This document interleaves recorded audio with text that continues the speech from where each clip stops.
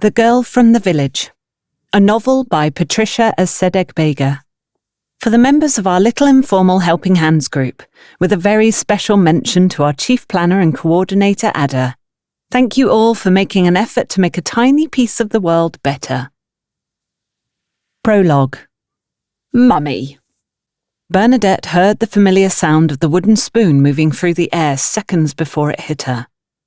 It was the anticipated reply her mother used to cut off her imminent explanation as soon as she walked into the house.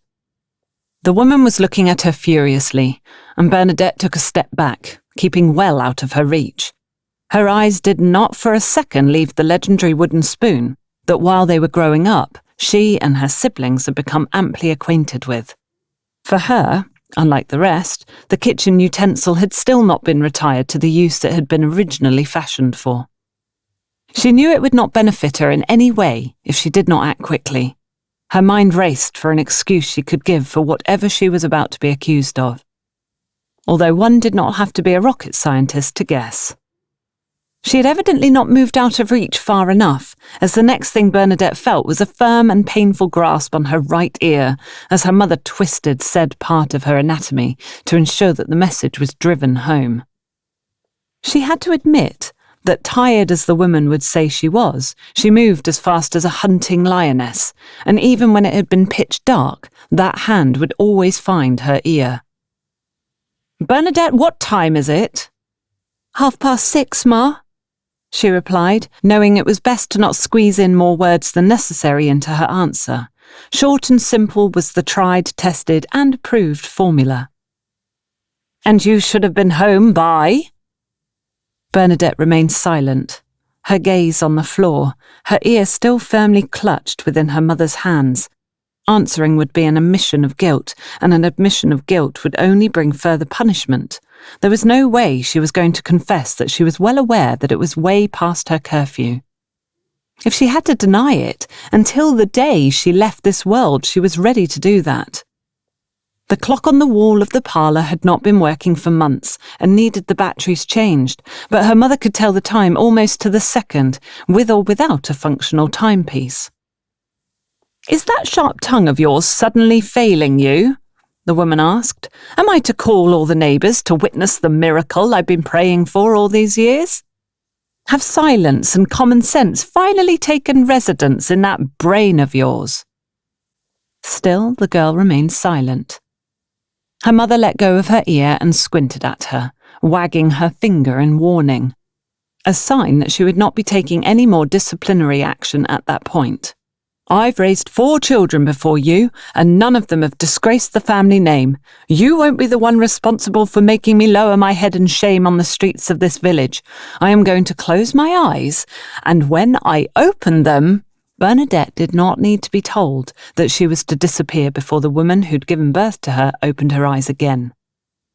Still feeling her right ear burning, she escaped to the enclosed area of the backyard that served as a kitchen, where she saw that her mother had started cooking dinner. That was probably another reason for her anger, as one of the duties assigned to Bernadette was to provide the meals for herself, her mother, and whichever neighbour dropped by. Drawn by the aroma of the food, she uncovered the pots to see what stage the process was at in order to continue with it. There was no way she was going to get into more trouble that evening, not if she could help it.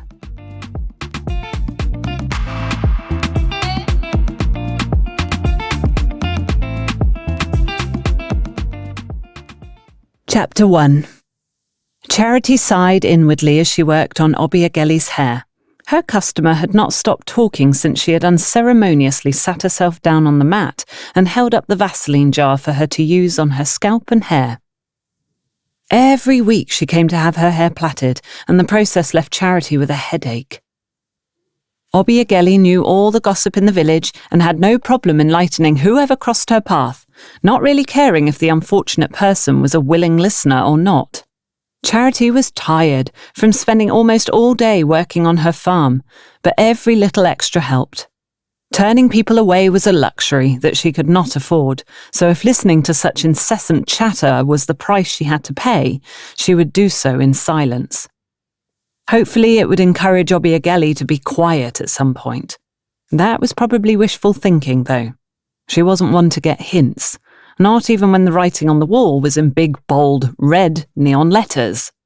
"I heard Bernadette didn't make the cut-off to enter university," Obiageli said. "You must be really disappointed in her."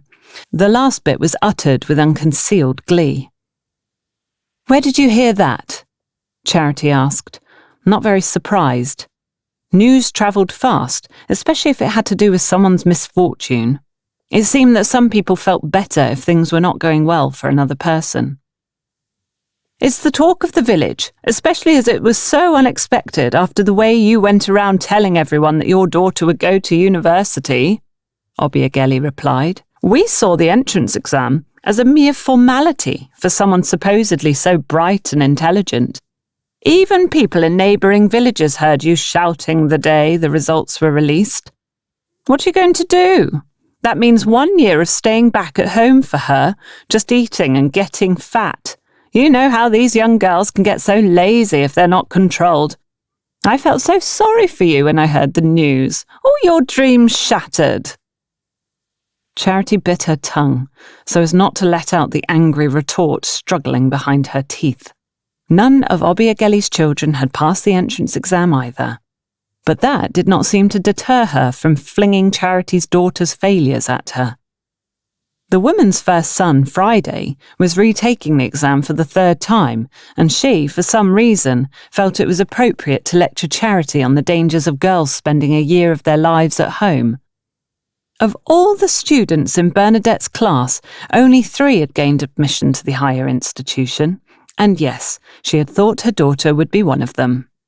Still, that Obiageli of all people thought it was fine to rub it in her face infuriated her, knowing that she could not try such a thing with the parents of the other students in the class, especially after what had occurred 2 years earlier, when Onye, the mother of another student, had met Obiageli on the street and exchanged more than words with her. Obiageli had called her son a good-for-nothing boy when he had repeated a year due to his poor performance in school, and the piece of gossip had reached Onye's ears. Charity could have reminded her that people had had to help her get back on her feet, as the altercation with Onye had left her laying in the street. But instead, she took a deep breath, knowing that she would regret those words afterwards. "She'll have to try again next year. There isn't much I can do about it at this point. Meanwhile, she can study and also come and work with me on my stall at the market and on the farm." "That's a very good idea. You need to keep an eye on her. Don't forget what happened to Dorcas's daughter last year. You do not want a repeat of that situation," Obiageli cautioned. Charity shuddered at the memory while she parted Obiageli's hair with the wooden comb to weave another plait. The girl in question, Ego, had also failed her exam and enrolled in some private lessons with other students in a similar situation. The only result she'd got from those classes had been a pregnancy, causing both herself and her family to be used as an example whenever parents felt the need to warn their daughters. Theirs was a medium-sized village, and it was impossible to keep a secret. One did not have to put on a TV set to know what was happening, not with the likes of Obiageli ever willing to do what they considered was their duty. Ego had not been the first to have brought disgrace to a family who was probably hoping she would not be the last, so people would soon forget about her story. It did not help matters that the boy she had pointed out as being responsible for her condition had denied ever speaking to her, let alone being the father of her child. It had been a very difficult period for the family, and the rumour-mongers had made it worse. Charity had been one of the few people who had encouraged Dorcas to continue with her life. That her grandchild, planned or not, would be a blessing. Charity told her that it wasn't the end of the world, and had urged the girl's parents to at least provide some sort of formal training for Ego, who was finally about to start culinary school. Obiageli admired herself in the mirror Charity held out to her, and then, after untying the knot in the corner of the cloth wrapped around her waist, brought out a crumpled note, paid her, and after exchanging a few more words, finally left. Charity went to her room, deep in thought. Lifting her mattress, she searched with her hand for the cut in the foam and inserted the money. She was worried about the future of her daughter. Charity did not want her to remain with her in the village. She wanted Bernadette to be the first of her children to go to university. Charity wanted something different for her from the life she herself had led. Why was her daughter so stubborn? Leaning on the doorframe of the kitchen, she watched Bernadette unenthusiastically pick out stones from beans on a tray. All her daughters were beautiful, especially in her eyes. But Bernadette caught people's attention. Her light skin, the full afro hair she normally weaved, and the 2 dimples that emerged whenever she smiled or was being mischievous made her stand out. Charity had noticed the interest the boys and men in the village expressed for her daughter, and this worried her.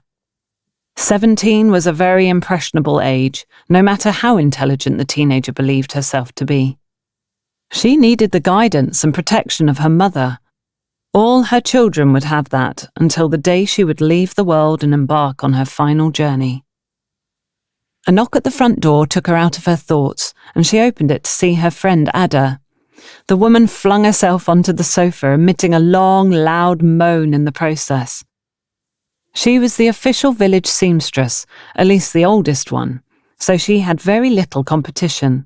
The fact that she had trained and worked in Lagos gave her the upper hand with her competition, not that she had shared with her clients that it had only been for a year, and many a tiresome client had heard the phrase, "That's not how it's worn in Lagos." Somehow it was assumed, with a bit of help from Ada herself, that she had catered to the whims of important personalities and celebrities. One thing they knew for sure was that once they handed over the materials they'd bought to Ada, she would transform them into styles they could proudly wear and show off, generally sharing a strong resemblance with the torn-out magazine page the customer normally provided her with. There would be no cries of, "This is what I ordered, how does it resemble what I got?" "I'm so tired, is there any food? I can't subject my stomach to Chioma's horrible cooking this evening," Ada was moaning. Charity laughed. Chioma was Ada's 15-year-old niece who had been sent by her mother to the village as soon as the school had closed for the Christmas holidays so she could be schooled in the culinary arts. However, Ada's patience was wearing thin. Not that she had a lot to begin with, something her sister did not take into consideration when sending her daughter off for training. "Honestly, that girl's brain is like a sieve," Ada went on. "My sister seems to think I can correct in 3 weeks what she hasn't done in 15 years. Yesterday, the soup she served me had at least 5 centimetres of raw palm oil floating on top, and she was smiling with pride after wasting all my ingredients on it. She just added it at the end, not even allowing it to cook off properly. She said she did so when she remembered, though after some serious questioning, she actually admitted that the firewood was no longer lit when she added it, which means she just generously poured it in the soup that had basically cooled off. And believe me, the thick layer of palm oil was only one of the many issues wrong with the soup. I made her eat it, and of course she was sick. You complain all the time about Bernadette, but she's the reason I visit you so often. It's not because of our long friendship, it's because your daughter's cooking is the best you can find in this village, and even in the surrounding ones. Supper isn't ready yet, but there's some leftover rice from yesterday, Charity told her. I'll get that for you in the meantime. Ada made a sound of approval. She had been looking forward to that all day. The pre-Christmas season was always busy with families wanting custom-made outfits, and she had a lot of orders. This was her reward, good food.